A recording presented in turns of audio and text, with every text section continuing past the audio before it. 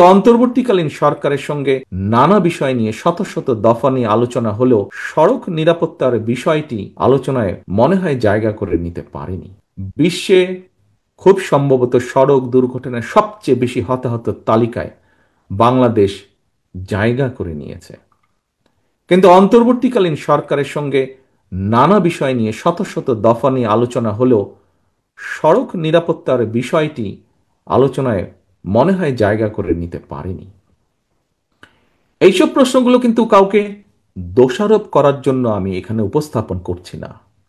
একজন রাজনৈতিক কর্মী হিসাবে আজকে আমি বহু বরেণ্য ব্যক্তির সামনে সুযোগ পেয়েছি কথা বলার। আমি একজন রাজনৈতিক কর্মী হিসাবে আমার জিজ্ঞাসাগুলো আপনাদের সামনে তুলে ধরতে চাইছি। প্রিয় উপস্থিতিবৃন্দ,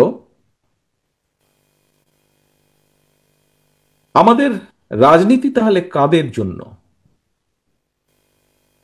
দেশের সাম্প্রতিক পরিস্থিতিতে একজন রাজনৈতিক কর্মী হিসাবে আমার কিছু উপলব্ধির কথা আমি আপনাদের সঙ্গেই শেয়ার করছি। এজন্য হয়তো একটু সময় লাগছে বেশি।